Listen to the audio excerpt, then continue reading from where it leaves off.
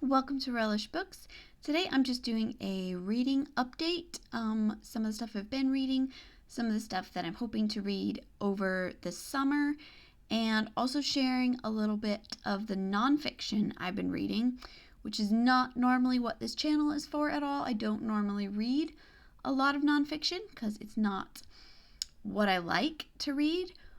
But I'm not going to really be doing reviews on any of these things, but I thought I would just share them because it's partly why I've been reading less fiction. I've been reading a little bit of nonfiction lately. So anyway, I'm just going to share those just for fun. But the main thing I'm reading right now for book club, something that's been on my list for a long time that I've mentioned wanting to read for a while, and that's The Three Musketeers.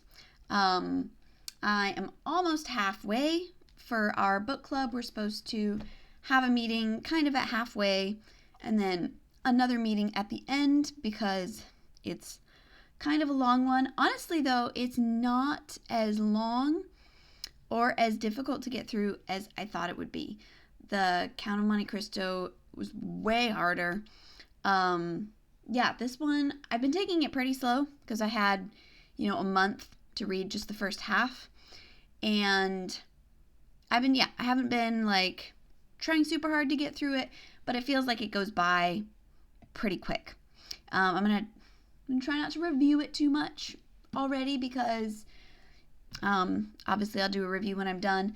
So far though, it's funny. I think it's supposed to be very humorous. That's pretty much the whole tone of it is to be comedic.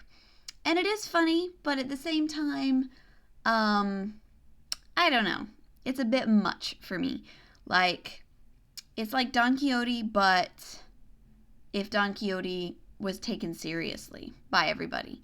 If Don Quixote was really living in the world that he wanted to, this would be that world, basically, where these guys who are, supposed to be honorable and good, if anyone says anything they don't like or anything that they take as an insult, they're like, oh, I have to kill you. They're like, oh, I hate fighting. I hate killing people, but you insulted me, so I have no choice.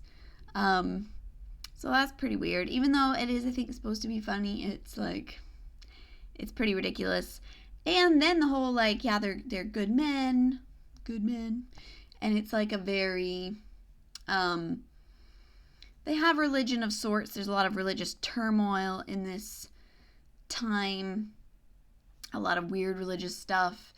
But most people are pretty, they would say that they have morals, but it's also culturally completely normal and expected for every man to have a mistress. And it's considered ordinary and good conquests for all the musketeers to be going out with other men's wives. That's just totally normal in this world. So that's kind of weird as well. But anyway, I'm about halfway through. It's a fairly easy, quick read, I feel from compared to what I was expecting. A read that I do not think will be quick or easy is Vanity Fair by William Makepeace Thackeray. Again, something I've kind of meant to read for a long time. I probably won't review this one for a very long time. I'm going to try to read it just a bit here and there, let myself work on it really slowly over the summer. We'll see. I really only read a few chapters of this. So far, my impression is kind of beating around the bush, kind of using a lot of words to say what could be said in a few, kind of talking around and around a thing that's going to be addressed, a subject that's going to be addressed before addressing it, which is always frustrating, especially when you're approaching a really big read and you're if you start it and you feel okay, this huge read that's so intimidating and I feel like it could be so much shorter if you would just get to the point. But again, I've just started it, so I can't really judge yet. But that's one that I'm going to be working on probably off and on for a long time. And then to get into some Nonfiction, I haven't started this yet, but kind of one of my goals. So what I thought my goal was going to be this summer was to finish reading all of C.S. Lewis's works. Not like all his letters, because there's a lot of that kind of stuff that's published. Not all his essays, but like the ones that are considered books, which is a lot harder than I thought it was going to be, because I was picturing like those boxed sets, and I knew that I'd read a lot of them already. So I was like, I'll just make a list of the ones that I know I haven't read yet and finish those up over the summer. But there's a lot more than I thought there were. And some of them, I don't know if they're like really books or if they're just like collections of writing, so I'm going to have to do more research. But I grabbed this one at the library just because it's one that they had and I saw, and I'm pretty positive that I've actually already read this one, but it's very short and it's probably good, so I figured it's fine for a reread. But that's The Abolition of Man.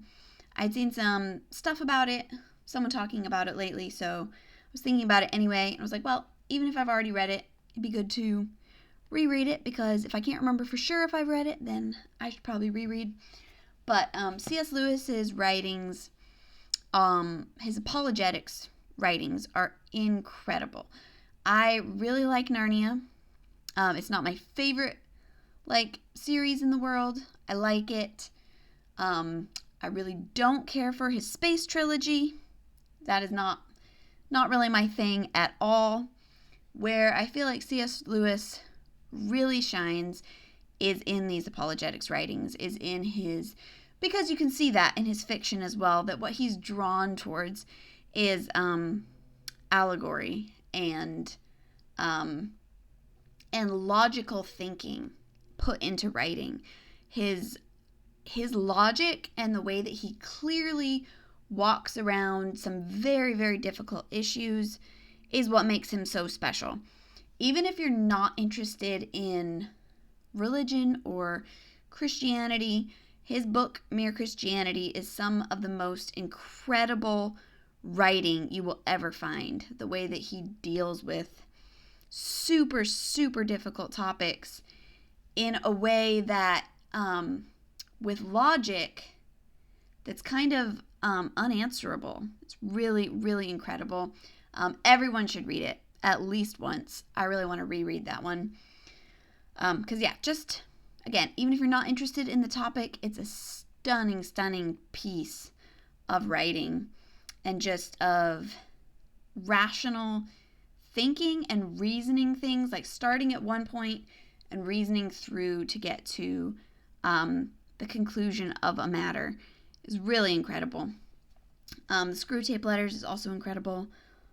And then the others, I'm kind of foggy on which ones I've read and which ones I haven't. I made a little list of some of the ones that I know I haven't read that I'm going to be working on. I don't remember if I've read A Grief Observed or not. That's one of those ones that comes in the box set, but I don't think I actually read that one. The Four Loves, Surprised by Joy Till We Have Faces. Those are the ones that I'm not sure about. And then some of the other ones that I know I haven't read is The Weight of Glory, The Dark Tower, The Discarded Image, The Allegory of Love, The World's Last Night. So I wrote this down, but I need to research, make sure they're actually books, because a lot of the things you'll see if you look up his work are these collections of letters and stuff, so, which I'm sure are good too, but it was a little overwhelming. I thought that he had a more clear and shorter list of books, but that's going to be a project, maybe not for this, just for this summer, if I actually want to read everything that he wrote. But yeah, something that I'm going to be working on, starting with The Abolition of Man. And then some other nonfiction that I've been reading that I'm just going to throw in for fun. Ina May's Guide to Childbirth. All of these next ones actually were given to me by friends. I didn't find them on my own. What I like about books like these ones is that when you're reading nonfiction, and it's not like literature, it's like information, it's really nice to just think about it in a totally different way and think about because sometimes I have a really hard time with nonfiction, And what helps me is to just think like, I'm not here for the writing. I'm just here for the information. And also, these are just people, and what they say, because a lot of this stuff is going to be, research or opinion or whatever, when you're reading like this type of nonfiction. And so it's helpful to just think like, I'm just here for the information, and the stuff that I like and makes sense to me, I can hopefully learn from, and the stuff that I don't like, I can just forget about because it doesn't really matter. So this book was interesting, definitely really great for, I think it's mostly just supposed to be like, obviously informative, to give you a lot of information that you're not going to hear from normal doctors most of the time. A more natural look at childbirth, and a more like comforting, to be like, this is normal, birth is not a medical emergency, it's a natural bodily function, and women have done it for however long, so it's mostly supposed to be comforting, a more natural approach, just a lot of information that most women probably aren't going to be super aware of or exposed to. So that's helpful. This one I just started. M is for Mama, a Rebellion Against Mediocre Motherhood. Just read the first couple chapters of this one. I've read a couple books kind of like this. And the frustrating thing about books like this is, again, the writing. Especially this type of book, whereas like the Guide to Childbirth, so much of it is like research and very factual scientific stuff.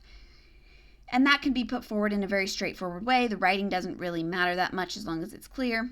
Books like this, though, which aren't really, I don't know exactly how to describe it. It's not like self-help, but kind of in that category. These more like modern, almost like blog style. Like, you can tell she's a blogger. You start reading it, you can tell that. They're really frustrating because even though I'm only a couple chapters in, I love what she's saying.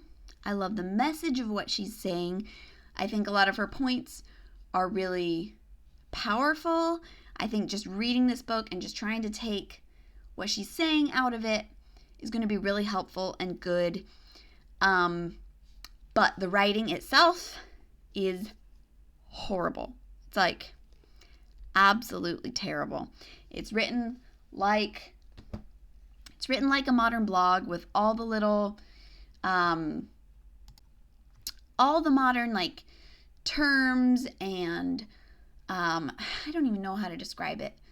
Like that modern blog talk, all the little phrases, and I don't know how to describe it, but it's super cringy to me, super cliche. But again, what she's saying, like, she's writing in a style that to me is extremely, extremely annoying.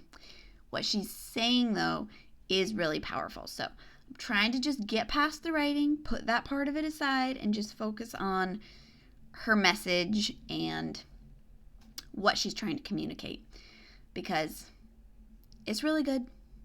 The writing is just really, really bad. And finally, this one, the vaccine-friendly plan. This title is a little misleading.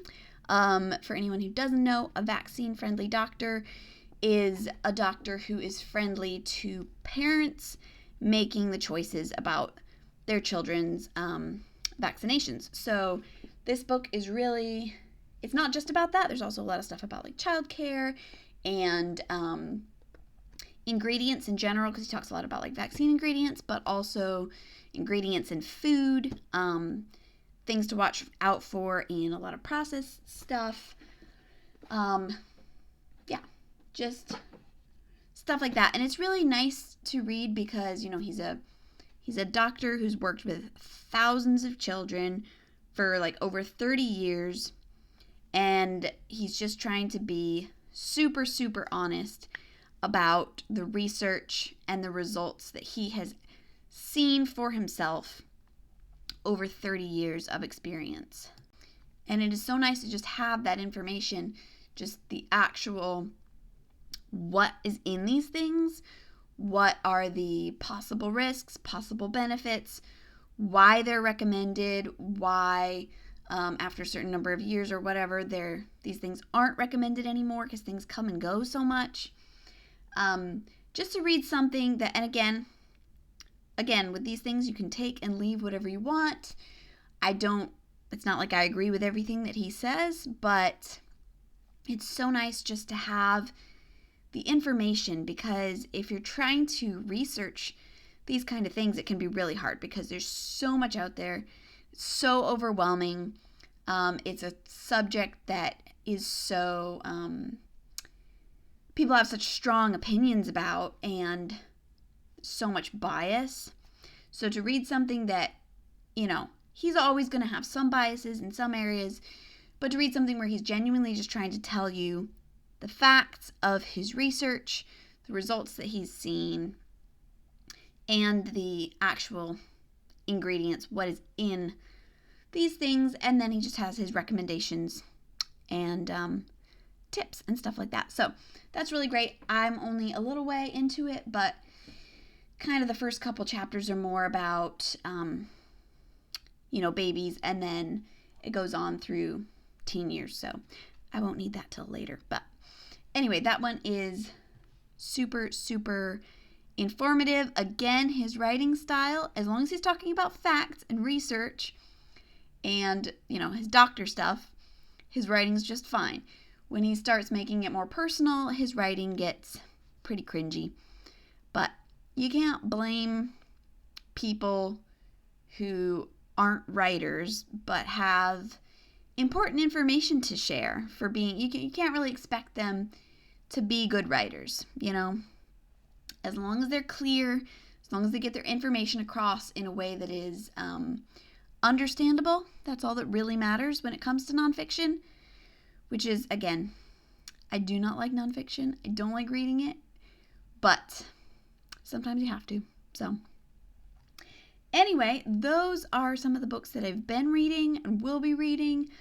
I know I've been not on here a ton, but maybe a few of those titles helps explain why that is. But anyway, I am going to try to do a lot more videos through the summer. We'll see how that goes. But my next one will probably be a review of The Three Musketeers, so stay tuned for that. Thanks so much for watching. I'll see you next time. Bye.